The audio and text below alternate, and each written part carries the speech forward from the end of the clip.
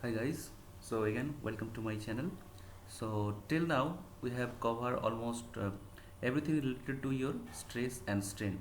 We have learned how to calculate stress on any plane when stresses are applied both in unidirection, two direction, or even in the last video three direction. And also we have learned how to calculate your strain for all these cases. We have learned our Poisson's ratio, modulus of elasticity, and modulus of elasticity in volume or K, and also modulus of elasticity, modulus of rigidity like G, and the interrelation between all of these things. Okay, so now we will move forward, and in this video we'll start the bending moment and shear force. Okay, so this is the very introductory video, or the starting or the very basic fundamentals of what is your bending moment and shear force. Okay, so let's start. And if you are new to this channel and first time watching my video, please do subscribe to get regular basis videos on different topic of civil engineering. Okay, so we are going to start our very hot topic, that is your shear and bending moment. Okay, in all the last videos our discussions were related to a system something like this. Let's say this is your body and your force is being applied like this, or all our discussion was related to a force and body system where force is applied axially. Okay, now in this shear force and bending moment class or video, whatever you can say, we'll discuss everything where your force is being applied transversely. It is not along the axis. This is being applied transversely. Okay, so before going more further, I would like to make some comment. That is, I am getting comment on something like that. Uh, the videos related to the stress strain topic, some guys have commented that please make videos or make it clear what is modulus of elasticity and what is modulus of resilience, like that. Okay, what is modulus of toughness, like this type of videos. So for them, till now we have discussed only related to axially loaded system, or only directly stress, axial stress, okay, or axial strain. And this topic are related to your strain energy. Okay, these are related to your strain energy. So strain energy is not caused only by axial strain. These are also caused by shear force, bending moment, torsion, so everything. Okay, and till now we have learned only axial force. Okay, once we covered all this topic, that means we have already covered axial load. Now you are going to cover shear force, bending moment, and then at last the torsion. Once all of these forces are covered, then we will discuss about our strain energy theory, and during that time we will discuss what is all these things: toughness, resilience, etc. Okay, so uh, again come back to this shear force and bending moment diagram, sorry, shear force and bending moment theory. So till now we have discussed everything related to the only axially loaded system, and now we are going to discuss everything where load is being applied your transversely. Now what is this transverse loading? Transverse loading is when your load is perpendicular to the axis of the member. Here this was the axis and this was the load, so axis and load was parallel. Okay, so here the system, or in this axial system, load and axis are parallel, but in this transverse system, this is loading, this is your axis, so this is perpendicular. Okay, if it is not even perpendicular, it is inclined, you can say, so that we can get a horizontal component as well as a vertical component. Okay, so at that time this horizontal component resemble to this system or axial system, and this vertical component resemble to your transverse system. Clear? So what happen when transverse load are applied on any system? Before that, you will need to learn something which is called your beam. Okay, so what is beam? Beam is something, a member which is supported, maybe supported like this, or maybe supported like this, or maybe supported like this. Okay, so all this type of supported system are known as beam, and more specifically these are your statically determined beam. Now, why statically determined beam? What is the meaning of this statically determined beam? Okay, let me clear it. Let's say this is a beam. You have already learned what is beam. Okay, so this is a support. This is called hinge support. Okay, and this is another support. This is called roller support. What is the difference? Here in this hinge support, what happens if you take a hinge support? Let's say this is a body and you are applying load, it can rotate like this, but it will not move upward or move in sideway. So this is your hinge support. So a best example of hinge support is your hand. Okay, sorry, this is not you. So if this is the junction of your hand and body, this act as a hinge, and your hand, you can consider this is a beam. So when you put any load on your hand rotate, but it does not displace in this direction or in upward direction. Clear? And what about this roller support? A roller support is something like this. This is a wheel. Okay, this is your ground and this is your member. Okay, so what happens when you apply a load on this member? This will simply move in this direction. So there is no such reaction. Okay, so in this direction no reaction, but in this direction this is fixed with ground, so there is a reaction. It cannot move upward. There is no upward movement. Only in horizontal direction it can move. Clear about this hinge support and roller support? I will discuss more further about all this supporting system in the videos related to your structural analysis. That's it. That is yet to come. Now, what is about this support? Here you can see here is no support. No support. This is completely free. But here it cannot rotate. It is totally fixed. It has been casted completely. It has no chance to move either upward or in horizontal direction, or it cannot rotate. There is no rotation. Here in hinge, like your hand can rotate. But if I fix your hand, let's say this is your hand and I have fixed it somehow. Can you rotate your arm? No, you cannot. I'm not talking about elbow joint. I'm talking about your body hand junction. Okay, so this is your fixed support.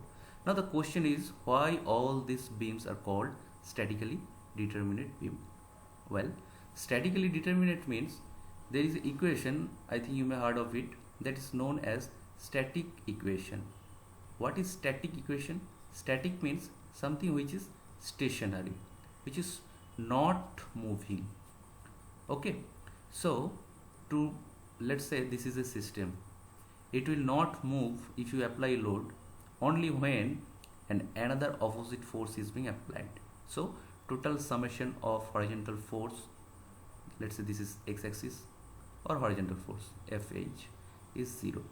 Also, let's say you are applying a vertical force. It will not move in this direction only when an upward force is being applied from bottom. So summation of vertical force is also 0. And also you are applying a moment like this, or let's say you are trying to rotate something like this type of force. It try to rotate, but if you again apply this similar type of force from this side, it will not rotate. And this type of force is known as applying moment. So summation of moment is, sorry, this is not force, this is moment, is also 0. So a statical condition is satisfied when all these equations are satisfied, and this beam is called statically determinate beams because here unknowns are a vertical reaction, a horizontal reaction, and here a horizontal reaction. No, there is no horizontal reaction. You have already learned that. So here is on another vertical reaction when any load is being applied. Okay, So this is R1, this is R2, this is, let's say, H1. Okay, so what are the unknown forces? This is unknown, this is unknown, this is unknown. To know all these forces, you need to form some equations. What are the equations you can form? This system is in equilibrium or static equilibrium. There is no movement. Okay, so when this is in static equilibrium, you can use all this equation, and from that you can find that total summation of horizontal force is 0. That means H1 is 0. Vertical force is 0. That means summation of vertical force is 0, or R1 plus R2 is equal to P. Okay, and moment is also 0, so you can take moment about any point. Let make it about point A or point B. So moment about point A is also 0, and this is, let's say, R1 times, let's say, the distance from A to R1 is L. So R1 times L, and let's say from A to P it is A. So R1 into L, this is another moment, and it is negative. Why? Well, here once when I have written this, you have observed I have put a positive sign, because here I have taken when a moment is being applied in clockwise direction, this is positive. So R1 into L, this moment is being applied in anti-clockwise direction, that's why minus, plus A times P. For P about point A, this is being clockwise, this is also 0. So from all these three equations you can find out what is the value of R1, R2, H1. Clear? So to find the all unknowns, you have taken the help of static equilibrium, and using this static equilibrium you are able to solve this problem, or you are able to know the unknown reaction. That's why this beam is named after this gentleman. What is this? Static equilibrium. Take statically determined beam. Okay, this is the fundamental behind this term, or the term statically determined beam.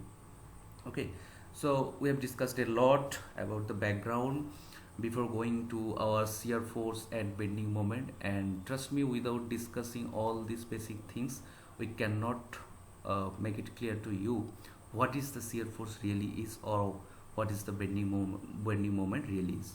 Okay, so now it is quite clear to you what is the beam, what is the support system, and what is specially your statically determined beam.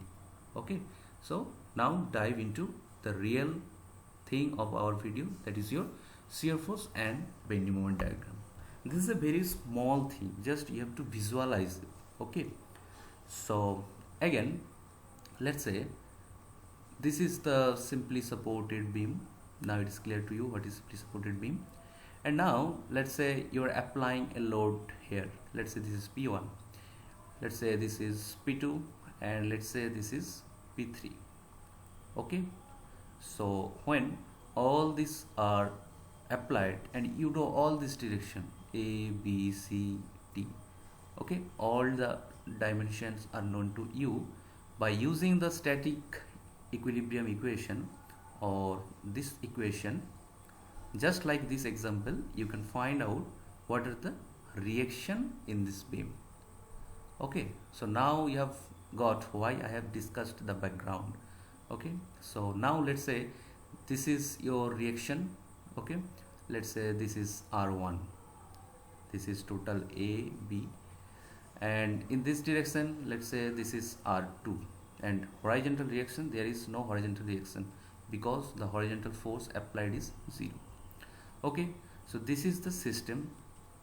Now let cut any section.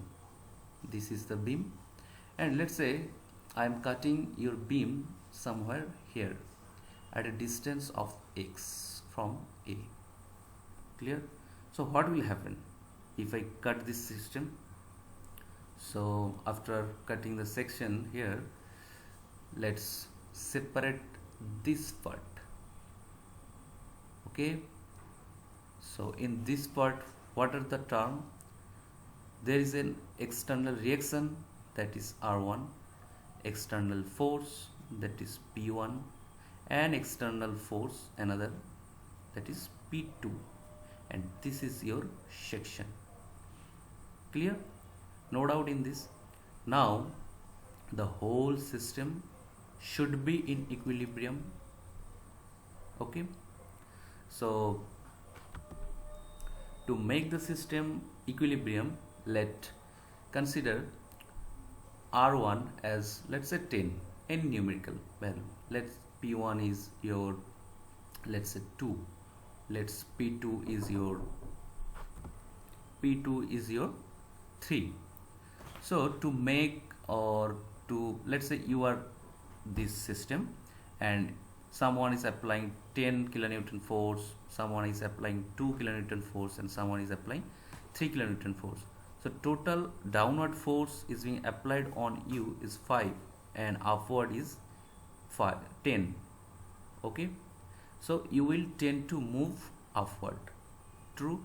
So to remain still, there should be another force which is being applied downward with magnitude 5. Clear? To make you in rest.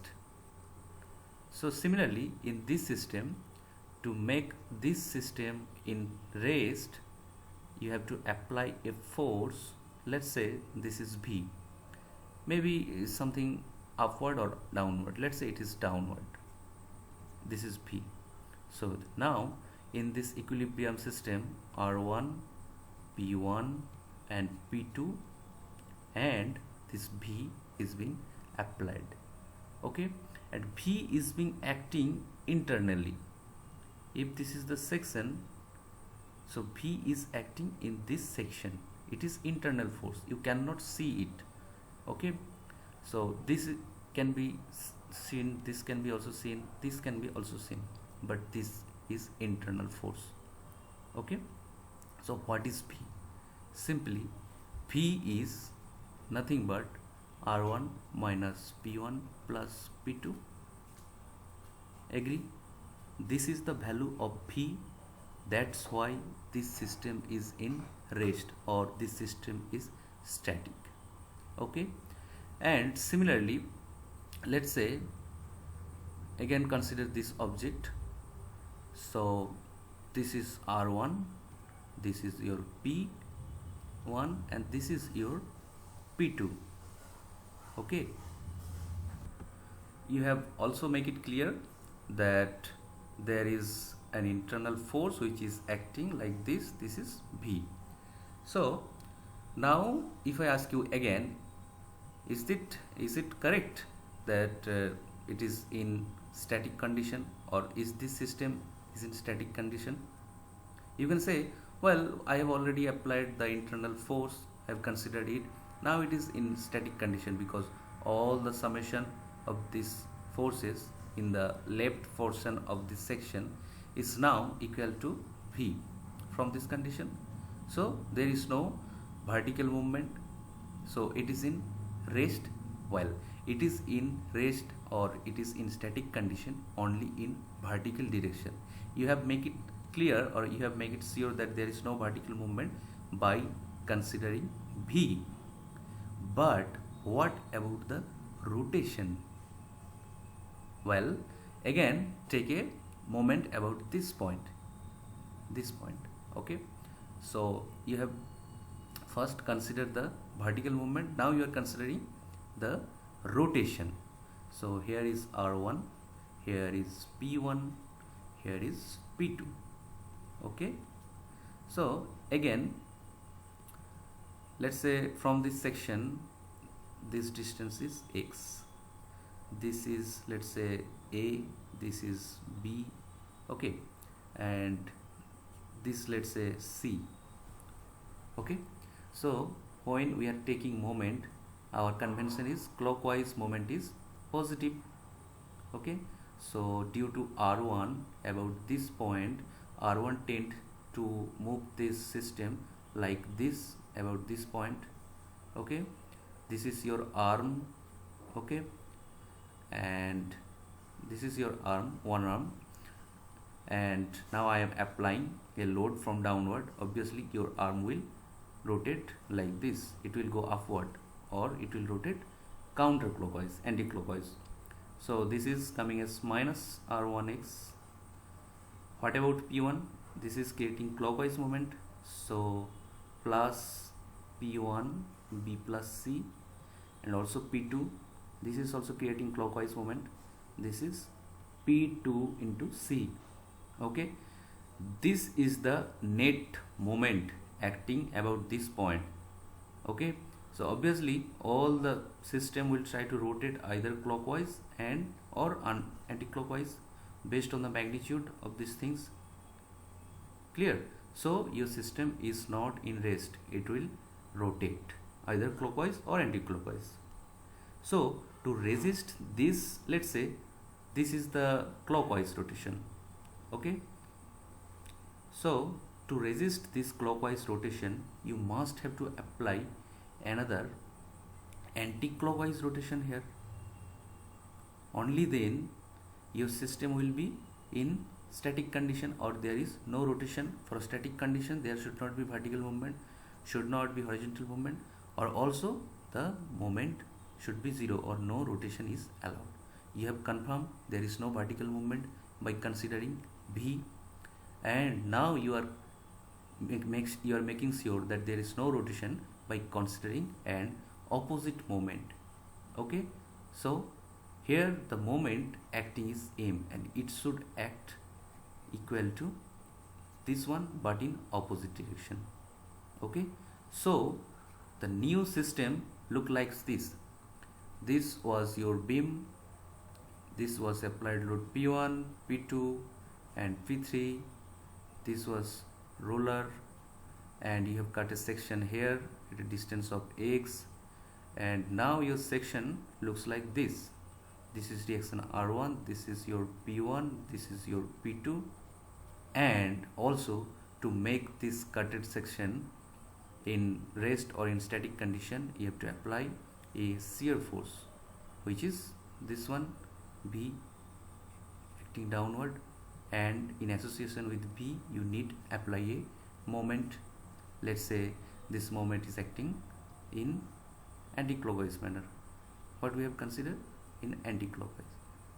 So whether this shear is downward or not, or whether this moment is anti-clockwise or not, it totally depend on the value of R1, P1, P2 as well as the value of X, A, B, C, everything. Okay, so here this system is clear. R1, P1, P2 and V. Okay, so all the summation of the left portion of this section is counted by V. Agree? So V is equal to R1 minus P1 minus P2.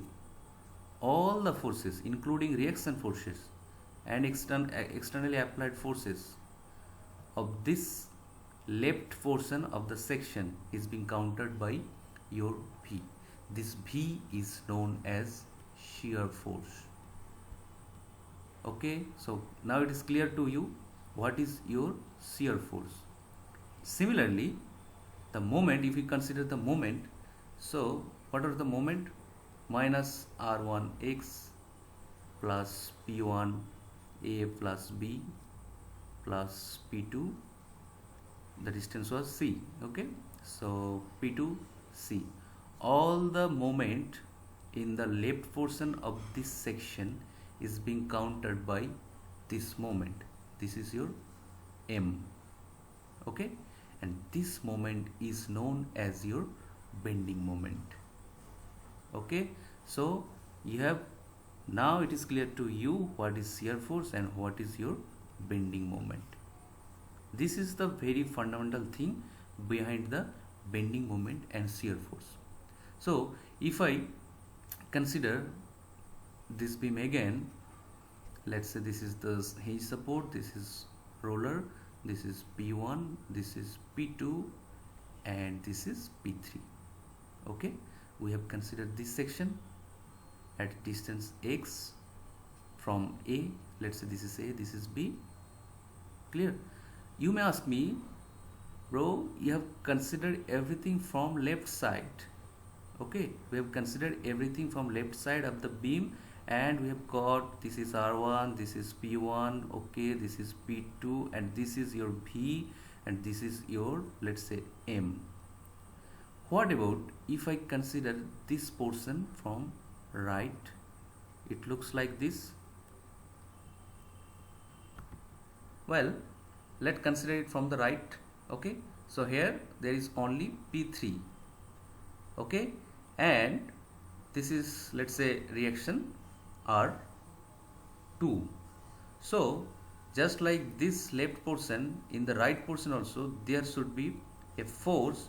Let's say this one, it is V, to make this system in your static condition. Also there is a moment in this point or in this section, which is your, let's say this is Y. Okay, so M is equal to your R2Y minus R2Y plus, let's say this is your D, plus P3D. This is the value of M, and similarly V is equal to your R2 minus P3. Okay, so in this section, this is the shear force and this is your moment. Clear? So now come to this junction. In this beam, again draw all these things to make it clear. We have considered this section. Let's consider a very thin slice, which is very thin. The thickness of this slice is, let's say this is dx, and where dx is almost 0. Okay, so in one phase here is acting V.